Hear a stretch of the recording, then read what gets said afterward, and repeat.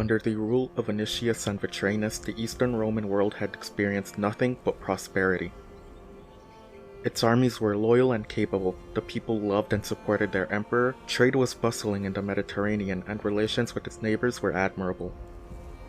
Population growth, however, was stagnant. Anicius noticed this when comparing the empire census from 1465 to that of the current year. Anicius brought up the issue with Vetranis, and both agreed that something had to be done to help promote growth in the empire. Anicius read through the archives of Roman judicial texts and eventually stumbled on a piece of legislation passed during the reign of Emperor Augustus in the year 9 AD. Lex Papia Poppaea. Anicius quickly drafted a revised version of the law and presented it to Vetranis and the hastily assembled committee. Vetranis approved of the idea, but several members of the committee voiced their concerns. They were afraid of such a bold law would backfire on them and result in a population decline due to unrest and blatant violation of said law. Anicius asked the committee members if they had any good alternatives. When no one answered, Anicius declared the law was passed and stormed out of the meeting. Though it would take some time for Anicius's law to fully yield any results, it proved to be effective in the long run, promoting marriages and childbirth, while also opening up a new revenue stream that would help pay off Mehmet's tribute. Other than the population stagnation, the Eastern Roman Empire was doing quite well. For the next 8 years, the empire remained at peace and Constantinople experienced a surge in population, thanks to the university's reputation. Many Italians who had traveled to the city had decided to settle there, and those who went back home spread the ideas gained in the university, fueling the Renaissance in Italy. Vetranis' reputation as a fair and chivalrous emperor had also seen Constantinople receive waves of exiles from Trebizond, the Karamanids, and the Achaemenid Confederacy. Vetranis welcomed the exiles with open arms, offering to relocate the families of those who were displaced and give them plots of land. The idea was to increase the amount of farming being done across the empire, while also settling the depopulated areas of Greece. In 1478, Laurentius Becos passed away and left control of Thessaloniki to his son Manuel. Vetranis honored Manuel's claim to the theme and only asked that he rule his territory with impartiality. Vetranis was proud that the son of his late friend was handling governance well. Manuel had made connections with the other theme's Catholicos and established a trade network within his theme, seeing trade pour in and out of the area and into Bulgaria, Serbia, Albania, and Venice. Manuel also paid attention to the frontier in Bulgaria and noticed an alarming amount of soldiers marching around Sofia. He kept a close watch on the unfolding situation and prepared southern Bulgaria for any potential invasion. While Manuel had taken his responsibilities seriously, Vetranis could not say the same thing for Gregorius. In the capital, Gregorius had become disliked by the nobility, as he was overly harsh when it came to simple offenses committed by the nobility. Those who showed any signs of disrespect to him, Gregorius would have his so-called thugs wander around their property and force them to submit to his authority. Gregorius had also been caught by Anicius' spies, smuggling in arquebuses and Italian-made armor to Constantinople. When interrogated by imperial agents, Gregorius claimed he was only acting in the state's best interest, and blurted out that when he came to the throne, a true Roman army would be commanded by a true Roman emperor. Vetranis, disappointed that his son had aligned himself with Notaras' beliefs, decided that city life was making Gregorius soft. So he sent Gregorius to Pernick, where he was to oversee the defense of the fort and deal with banditry infesting the area.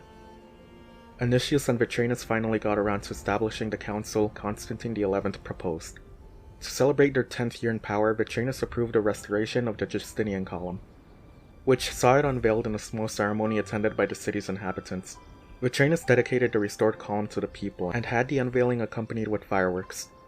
Vetranis was careful enough to leave before the fireworks went off and retreated back to the imperial palace, where he was met by Anicius. Anicius had cups of wine in his hand and offered Vetranis some, insisting that they properly celebrate their time in power.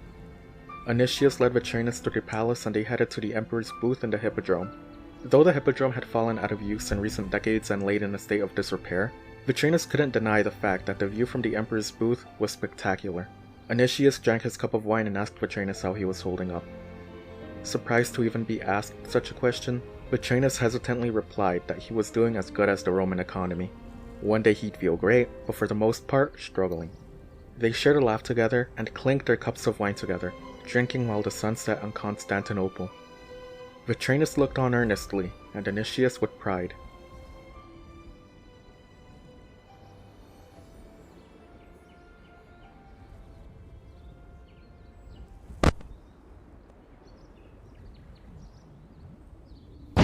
the Bulgarian Empire was dealt a swift defeat in 1469, and was forced to cede their southernmost provinces to the Romans. The Bulgarian king, Nedelko, saw war with the Romans as a pointless hostility and wanted to focus the entire might of the Bulgarian army north, wanting to catch and kill Vlad III for daring to kill his diplomats.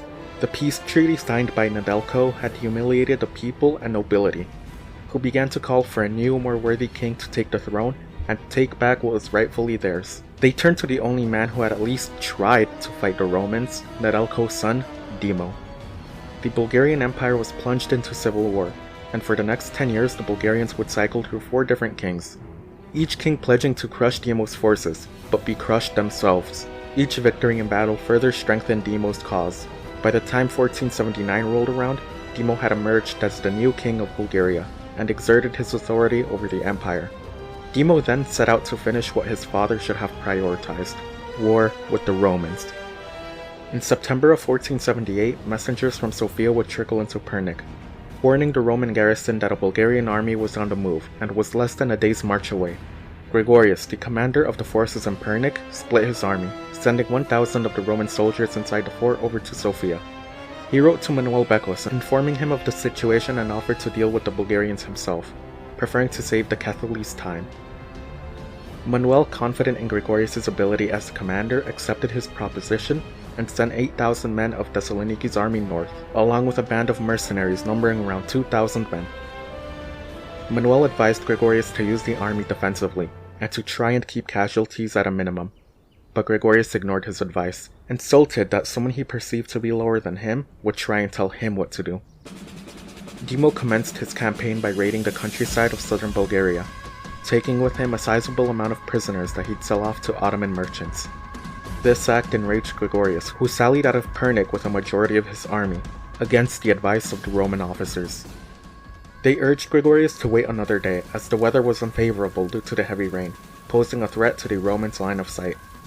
Gregorius yet again dismissed their advice, calling them cowards for not wanting to face the enemy in battle.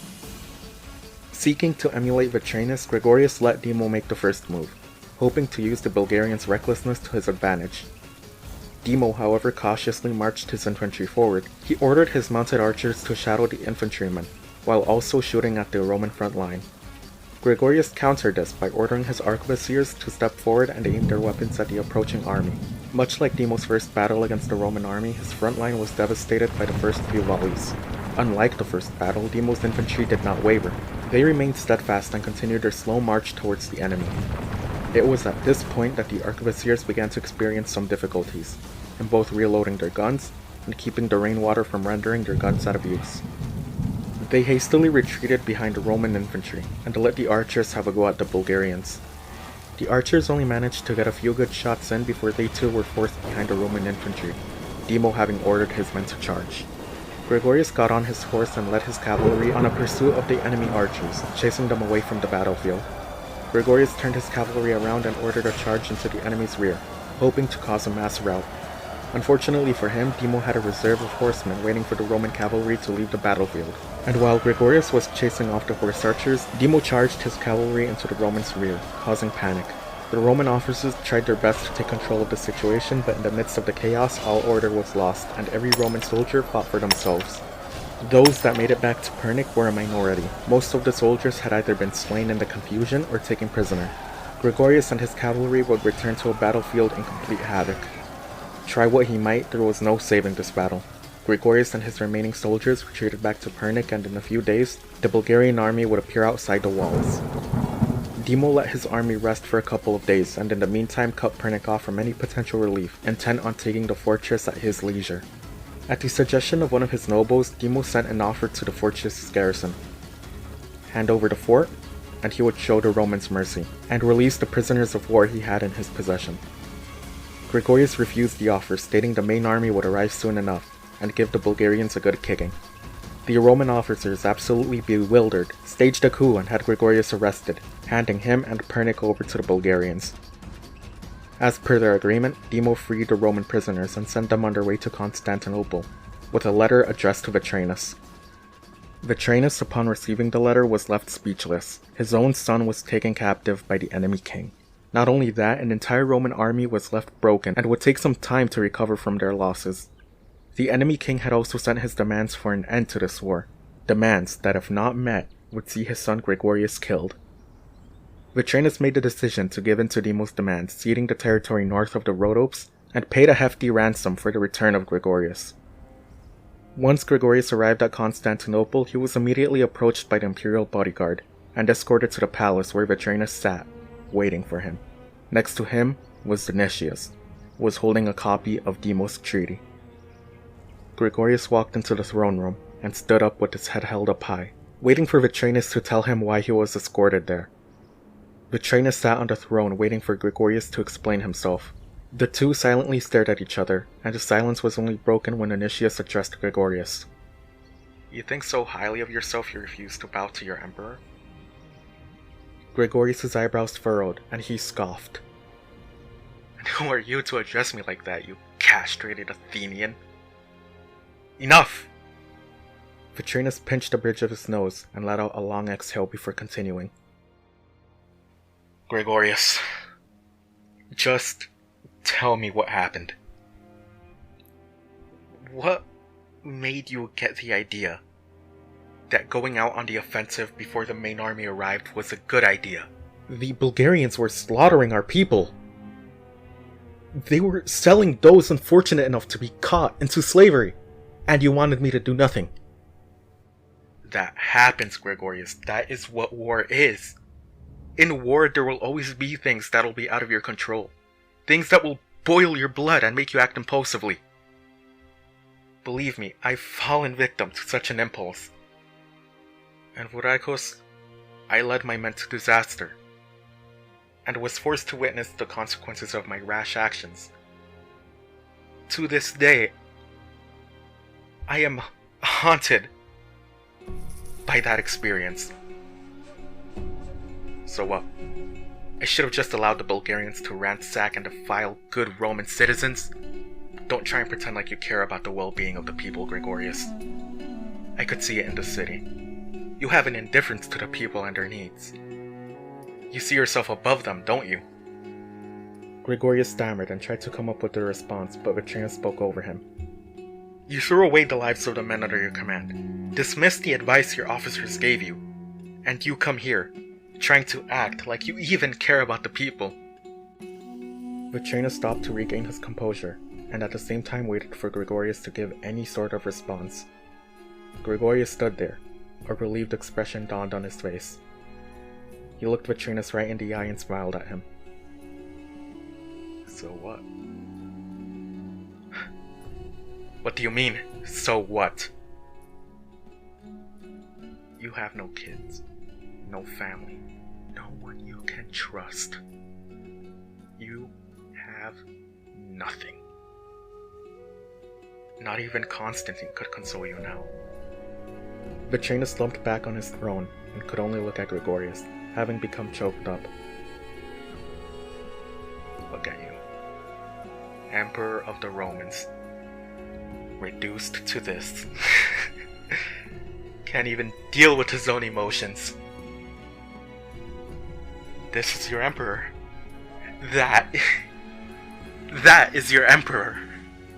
Gregorius said that to the palace guards and the servants inside the throne room.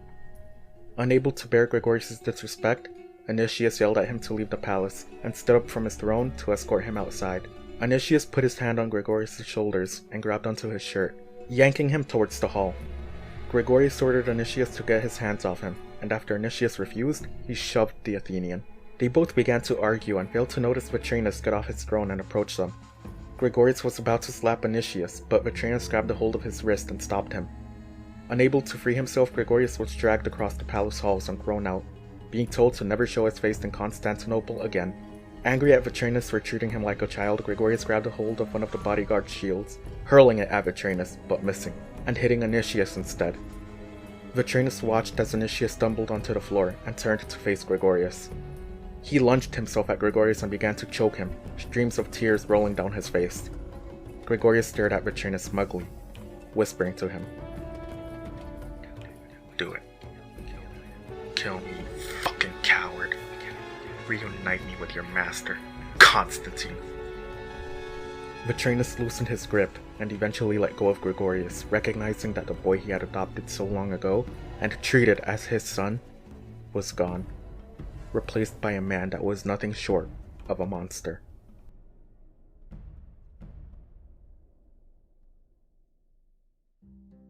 Gregorius was exiled from Constantinople in December of 1478. Any mentions of him were scrubbed off in imperial documents. Vetranis would fall into a depression after his fallout with Gregorius, gradually disappearing from the public. He'd still issue edicts and attend the yearly council meetings, but other than that, Vetranis would rarely leave the palace. Knowing they were getting older and the fact that Vetranis needed a new heir, Anicius turned to Manuel Becos, offering him the opportunity to become the next in line. Manuel humbly accepted and was trained by the empire's best minds in the intricacies of governance. Much of 1479 was quiet, but an unannounced visit from Zaganos would change things entirely. Zaganos arrived in Constantinople and demanded to meet with the emperor.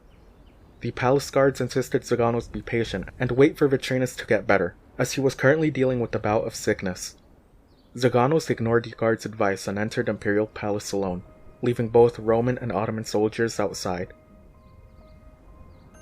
Zaganos walked through the imperial palace looking for any signs of Vetranis. He called his name out but received no answer. Frustrated, Zaganos kicked a stand that held a vase of flowers, shattering it in the process. He heard a faint sound of shuffling and approached the source of the sound. When he turned a corner, he bumped into a bizarrely dressed woman, who told him that the man he was looking for was in the palace gardens. He thanked her, but couldn't shake off the feeling of having recognized her. He dismissed all thoughts of the woman, more concerned about the missed payments from the last 2 years. Zaganos approached the palace gardens and was surprised to find Vetranis asleep on a makeshift bench. Zaganos tried to get his attention, but he was unable to hear him, being so deep in his sleep. Zaganos sighed and tried shaking Vetranis awake, but was startled when Vetranis opened his eyes as he approached. Vetranis, thinking Gregorius had stooped down to Notaris' level and sent someone to kill him, threw himself onto his perceived attacker, frantically beating him and doing his best to incapacitate him. Zaganos, shocked by the sudden attack, tried to shake Vetranis off, but in the process was stabbed by Vetranis' dagger. Vetranis, wanting to get a good view of the culprit, was horrified when his candlelight revealed the person dead before him was the Grand Vizier of Mehmed II. Vetranis called for his guards, unaware that they were in the company of Zaganos' men. When the Ottoman bodyguards discovered the horrid scene, they stormed out and quickly got on a boat bound for Trebizond. The palace guard looked at Vetranis in genuine concern, asking him why he did it. Vetranis never gave them an answer, instead calling for the mobilization of every thematic army. The call for mobilization shook the governors. As far as they were aware, Greece was not in any immediate danger from the Bulgarians, Serbians, Albanians, or Latins. So what was going on? Vetranis would again ignore their questions and leave Anicius to come up with something. Anicius told the governors that due to the Roman presence in Anatolia, the Ottomans were preparing for an invasion that would expel them from the region. Anicius was expecting to get some flack for mobilizing every thematic army for something so minuscule, but the settled Trebizond, Karamanid, and Akkayonlu noble families would back him up, and they'd warned the empire's inhabitants that letting the Ottomans seize control of Anatolia would open up the doors for a return of Ottoman dominance in the Balkans. The thematic armies of Greece were ordered to link up outside of Arsalis once they had fully mobilized, and march to Archidiopolis when they were ready. Manuel Becos was given overall command of the combined armies, and was authorized to levy as many men as he saw fit. Vetranis left Constantinople for the final time in spring of 1480, and settled into a fort where the Nicene army was stationed. In the fort of Levity, Vetranis oversaw the training of new recruits and had the Nicene army equipped with Turkish armor, telling his officers that with this armor the Ottoman army had managed to rebound and conquer a new home for themselves. He asked them if they wanted to reclaim Anatolia and retake the lands of their forefathers, to which he was met with a resounding yes. Vetranis also managed to contract some Hospitaller knights from Rhodes, who would serve as his heavy cavalry and heavy infantry in the coming fight against the Ottomans. With the Hospitaller knights also arrived some Venetian mercenaries who offered their services to Vetranis, to which he accepted. Vetranis wasn't entirely sure if the army he had raised was going to be enough, so he invited Anicius over to Levity, where they'd draft a letter aimed at neighboring kingdoms, which asked for their help in a full-scale war against Mehmed. The letter would not be sent just yet, as an Ottoman army numbering around 26,000 men would be spotted by Roman scouts, just 9 miles away from Levity. Anicius and Vetranis stopped what they were doing and assessed their position. The Romans could stay in Levity and have the Ottomans come to them, wear the enemy army down during their assault of the fortress, and mop up any survivors when Manuel's army arrived. On the other hand, they could sally out, meet the Ottomans in open battle, and fully rout the enemy army, boosting morale and in the process opening up a door for a smooth entrance into Ottoman lands. If things went awry, they could simply retreat back to the fort, and in any worst case scenario, Nicaea. Vetranis decided to meet the Ottoman army in battle.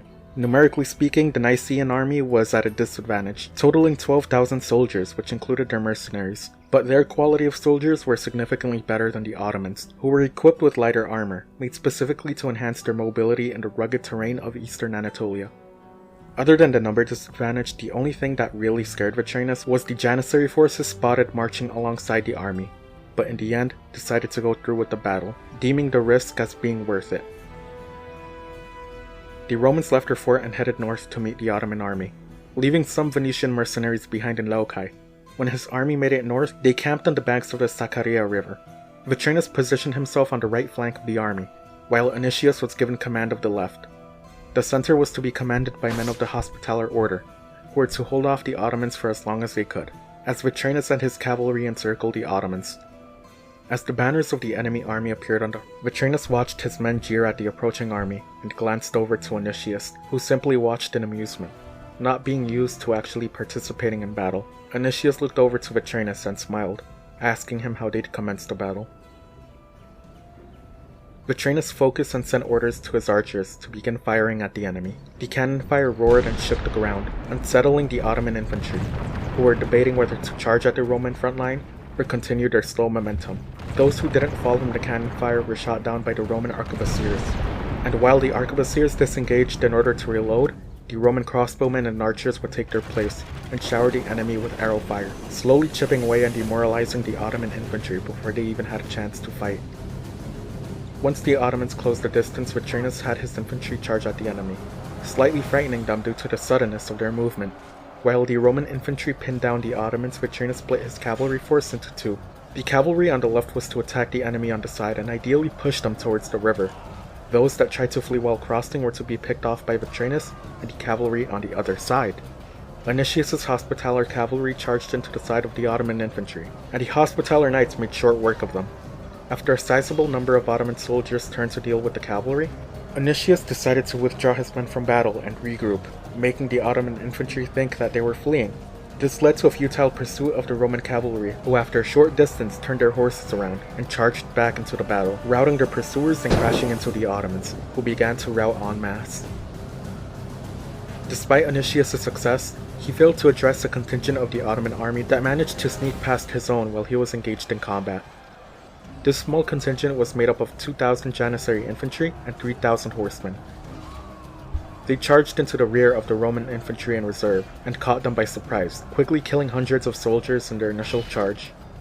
Coupled with the Janissaries' entry into the battle, Roman casualties began to increase. If the reserve infantry was wiped out, it'd leave the Roman front lines vulnerable, and the Ottomans could very well turn the tide of the battle into their favor. Luckily for them, a Hospitaller officer was able to redirect some of the men fighting in the front to fight the Janissaries on the side, saving the predicament the reserve infantry had found themselves in. As this was going on, fleeing Ottoman soldiers crossing the Sakarya River were gunned down by the arquebusiers that Vetranis had moved south. Those that were unscathed by the gunfire were cut down by Vetranis' cavalry. After a brief but fierce struggle, Vetranis and his Hospitaller cavalry managed to completely rout the Ottoman center, and began to slowly approach and envelop the Janissaries along with the horsemen. Expecting a swift encirclement and victory, Anicius was distraught when what was expected to be the final hour of fighting devolved into a fanatical last stand by the Janissary infantry, which took the Roman army nearly 2 hours to fully defeat. By the end of the day, the Roman army claimed victory in the battle, and Vetranis gave them a good night's rest in their camp. While the army slept soundly in their tents, Vetranis spent the night surveying the battlefield and visiting the wounded. When talking to one of his soldiers, they asked Vetranis to go find their brother, and retrieve a crossed pendant he was wearing, telling him it was a family heirloom. Vetranis agreed to the soldier's request, and was accompanied by his bodyguards. While looking through the corpses, Vetranis noticed one of the dead soldiers, breathing. He had his bodyguards lift the man on his feet, and dragged him into the camp, where he was questioned by Vetranis' Turkish soldiers. In the interrogation, the soldier pleaded to Vetranis to let him go and return home, saying that he wasn't even loyal to the Ottoman army. Vetranis asked if the sentiment was shared by the other soldiers who fought that day, to which he said yes. The Ottoman soldier revealed himself to be originally from Tabriz and that he was taken into the army against his will. He further explained that for every man who refused to fight for Mehmed or show any loyalty to him, their entire family would be either put into slavery or to death. Vetranis asked him if he knew about where Mehmed or his main army was. The soldier revealed that he didn't know, only because Mehmed had hidden himself amongst 4 separate armies that were on their way to Constantinople, including the one that was fought the day prior. Vetranis stared the soldier in his eye and asked one more question. How many? The soldier shook his head in despair. He did not know but estimated that there were roughly 20,000 men in each army. Vetranis dissociated and was shaken by his soldiers who asked him what they were going to do.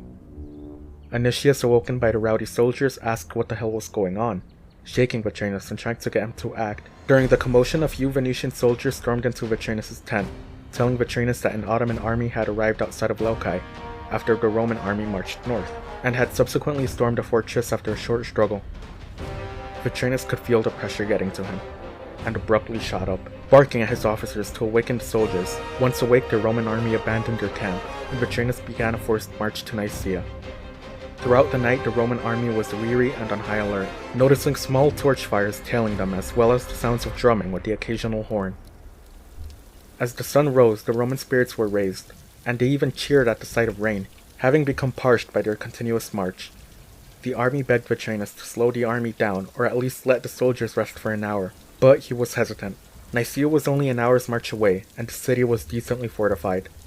He implored his men to continue their march, but they retorted that they had fought an exhausting battle the day prior, and had to march for an additional 7 hours non-stop. Vetranis would acquiesce to their pleas and had his soldiers rest. He sent letters to Nicaea asking the garrison to haul over some food and water for his men. When they arrived with the food and water, the soldiers cheered and talked among the city's garrison, telling them of the fearsome battle they had fought and won. Vetranis was displeased with the attitude of his army and wanted to continue the march, but Anicius asked him if 1 hour was really too much time. The Roman scouts patrolling the mountains and roads leading up to Nicaea raced to Vetranis. They warned that 2 Ottoman armies were spotted and were on their way to the city. They added that the Ottoman armies approaching Nicaea had a plethora of gunmen and janissaries, indicating that those armies were under the command of Mehmed II. Vetranis covered his face with both hands and asked how far they were.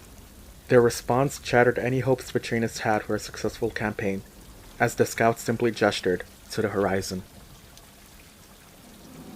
The Battle of Nicaea was initiated by the Ottoman army, which had caught the Romans by surprise. Vetranis ordered the men to form up for battle, but seeing the Ottoman horde appear on the horizon was enough to throw the Romans into a frenzy. The Hospitaller soldiers were quick to get on their feet and got into formation, preparing themselves for a fight against Mehmed's army. Seeing the Hospitaller soldiers stand their ground for Vetranis and the Empire, ashamed and inspired the Roman soldiers, who regained some semblance of order and discipline. The first wave of Ottoman soldiers bombarded Vetranis' men with their cannons, lowering the morale of the already demoralized Roman army.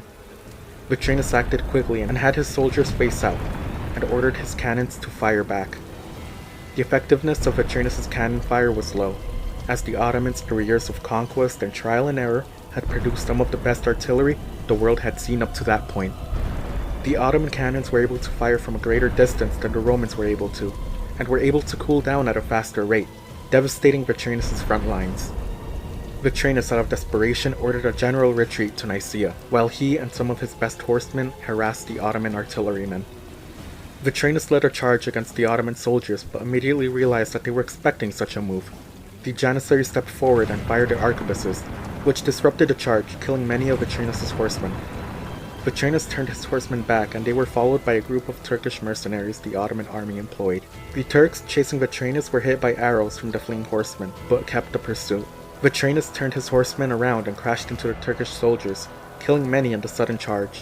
Whatever success he was able to gain was quickly lost, as the Janissaries once again fired their arquebuses, which hit both Roman and Turks alike. Seeing that the Romans had put some distance between themselves and the enemy, Vetranis ordered his horsemen to disengage, and follow the soldiers into Nicaea. While they began to tail the retreating army, Vetranis noticed in the distance hundreds of Sepahis that had managed to slip through the mountains and were headed straight for the army's rear. Quickly, Vetranis moved some of his men to intercept and hold off the Sepahis for as long as they could. He told them that in doing so, they'd be saving thousands of their fellow soldiers' lives. However, deep down, Vetranis knew that no matter what he did, the Roman army was virtually doomed, as they were not yet prepared to deal with Mehmed's veteran army. Vetranis and the last 100 of his men poured into Nicaea and began last-second preparations for a siege. He sent out a letter to Manuel Becos in Thessaloniki and added in it a call for help from not just the Roman army, but neighboring empires, the League of Levity, Bulgaria, Serbia, and anyone who was able to fight. He manned the walls of the city himself and watched Mehmed's army slowly march towards them, dread having consumed the soldiers on the walls. Vetranis implored his men to fight and give it their all in the event the Ottomans breached any sections of the walls, and promised them that he would fight alongside them, till death do them part. There was no running from this battle, and there was no surrender. They were to fight until the bitter end. Vetranis' speech was interrupted by the roars of Ottoman cannons. Not even 3 hours after commencing the bombardment did a section of Nicaea's walls fall. While the Romans attempted to cover up the breach, Mehmed ordered a continuous bombardment, despite the risks of his cannons exploding. The first wave of Ottoman attackers were successfully repelled by the Knights Hospitaller, and they displayed immense courage, slightly bolstering the morale of the Romans inside. Vetranis ordered Anicius to oversee the defense of one section of the walls, and sent 200 Venetian soldiers to aid him, while 100 were dispersed throughout the city's gates. The Ottomans sent wave after wave of fodder infantry accumulated during his march west, and held on to his elite units until the Romans were battered down enough. When the moment came, Mehmed ordered a portion of his Janissary corps to attack, and had his Karamanid soldiers scale the walls of the city, while his Caracayoli soldiers snuck into Nicaea, thanks to the help of the Venetians, who had agreed to turn on the Roman army when Mehmed took Laukai. During the fight with the Janissaries, Anicius was killed by one of his Venetian soldiers, in the view of everyone. Seeing this act of betrayal, the Romans began to slaughter the Venetians inside of Nicaea, lowering the number of soldiers actively fighting the Janissaries, who managed to break through and poured into the city. Vetranis, finding out of Anicius' death via one of his commanders, was distraught by the news and nearly fell to the ground, but was caught by his men. They implored him to go back to Constantinople and leave the fighting to them. Vetranis refused and pledged that he'd rather die alongside his men than abandon them again. Confused, the soldiers looked at him and said, "You never abandoned us." Vetranis teared up and said, "I did once. I will never do it again. Tonight we fight." Vetranis and the remaining soldiers threw themselves at the Janissaries, who were caught off guard and sustained heavy casualties. The Knights Hospitaller, who had managed to retreat to the inner city, held off Karamanid and Caracayoli soldiers for a while, but were completely wiped out. The Karamanids quickly attacked the Romans from the back, and utterly tore the remaining defenders to pieces. One of the Karamanids, with the help of a Janissary, knocked Vetranis out, and dragged him away, to the horror of the Roman soldiers, who attempted to retrieve the emperor, but to no avail. The remaining Roman soldiers continued to fight till the bitter end, just as they had promised, and when given the option to surrender, they refused, sealing their fates. Nicaea was ransacked by the Ottoman army, and Mehmed himself entered the city, and in the view of everyone looking outside of their windows, ordered the inhabitants massacred, watching as his soldiers broke into the buildings and homes of the residents. Once content with what he had seen, Mehmed left Nicaea. Outside of the city, bodies of the dead littered the ground.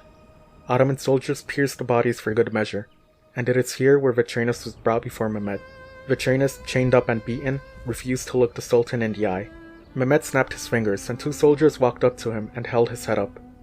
Mehmed got off his horse and approached Vetranis. He grinned at him and told one of his viziers to get something. Vetranis looked around, confused. To his dismay, the body of Anicius was carried over. Mehmed whispered something, and the body of Anicius was thrown over to him. His colleagues' lifeless eyes stared at him. He could hear the voices in his head laugh at him, and began to panic. The Ottoman soldiers tormented Vetranis and kicked Anicius' body around, before Mehmed approached both of them. He grabbed his sword and had his soldiers make Vetranis look at what he was about to do. Vetranis squirmed and pleaded with Mehmed to leave the body alone, but Mehmed ridiculed him and began severing the head from the body. Vetranis screamed and cried, telling him to respect the deceased, but was ignored, and Mehmed hurled ahead at Vetranis. Vetranis wailed in agony and pleaded to just be killed. Mehmed had Vetranis lifted up and told him that if he died now, he wouldn't be able to see the destruction he was about to bring to the people of Constantinople. Vetranis was carted alongside the Ottoman army on their march to the Roman capital. The defense of Constantinople was futile. The Theodosian walls, though sturdy and having endured centuries worth of sieges, were simply no match for the cannons that had conquered the cities of Konya, Tabriz, Trebizond, Erzincan, Diyarbakir, Van, Mosul, and Baghdad. This was Mehmed II's final conquest, and his magnum opus. The city that had denied him of his fate so long ago was now within reach. But Mehmed had no plans for an Ottoman capital in Constantinople, nor did he have any love or aspirations for the city. In his heart, he only felt hatred, a grudge, and sadness. He had nearly lost everything in trying to conquer Constantinople. He thought of the woman in strange garbs and spit on the ground. Whether taking Constantinople was in his destiny or not was irrelevant. The Romans needed to pay. The walls crumbled and the Ottomans poured into Constantinople, commencing the most brutal day in the city's entire history. Monuments were torn down and destroyed, entire markets were looted for their goods, and the bodies of the deceased were padded in search of any jewelry. Those who hid inside their homes or in the sewer systems were baited out by promises of safe passage outside the city, only to be carted off into slavery. Those who remained inside would be barricaded in, and fires would be lit, engulfing their homes. Squads of Ottoman soldiers threw improvised explosives inside the sewers and knifed anyone running out. Mehmed had squads of his janissaries extract and strip Constantinople of its gold, be it from religious artifacts or monuments. One was tasked with taking Constantine Palaiologos' coffin and removing it from its tomb, planning on taking it to Mosul as war spoils. Mehmed sadistically watched as this was all going on, and had Vetranis witness it as well. He paraded Vetranis around Constantinople, and had his soldiers throw stuff at him as he passed by. They stopped outside of the Hagia Sophia, and Mehmed nodded to one of his officers, who ordered his soldiers to grab a ram and begin knocking down the doors of the church. Vetranis, at this point, was broken. He couldn't even muster the ability to speak, and could only watch in terror. The Hagia Sophia was stormed, and those hiding inside were put to the sword. When Mehmed reached the harbor, he squatted down and made Vetranis look at him in the eye. He only told him one thing: "From me, and from Zyganos," before plunging a dagger into Vetranis' stomach. Vetranis collapsed onto the ground, and Mehmed kicked him into the water. Vetranis drowned, and his body would never be recovered. News of the Battle of Nicaea and the subsequent sack of Constantinople reached everyone fast. In Thessaloniki, Manuel Bekos was dumbfounded that such a thing could even happen, and said nothing to the messenger. In Larissa, Gregorius visited the field where he had denounced God, and walked around aimlessly. His entourage watched as he gently patted the wheat field and murmured to himself. They asked him what he was going to do in light of the recent events. Gregorius shushed them and walked towards them. Despite his attempts not to, he cracked a smile and hugged the messenger. He thanked him for the news and half-heartedly offered his condolences for the deceased. He had his guards escort the messenger away and returned to the fields. Gregorius looked up at the sky and grinned. If there was one thing he was grateful for his entire life, it was his mother's attitude. She was a taker, while the unfortunate Agnes, Constantine, and Vetranis were givers. Everything was so clear to him now. Fortune did not favor the givers. It favored those who took, those who were bold. He spit on the ground and denounced the memory of Constantine and Vetranis. They were relics of a bygone era, and were nothing to him anymore. No. They were never anything to him. Nothing ever was. And perhaps nothing would ever be. He stared off into the horizon, and his pupils dilated. He could almost see it now. The throne, the fate of the people, everyone becoming subservient to him. A tear rolled down his cheek. He was so close to attaining his goal, yet so far. He knew what he had to do, and walked away, vowing to only return to the field once he had accomplished his mission.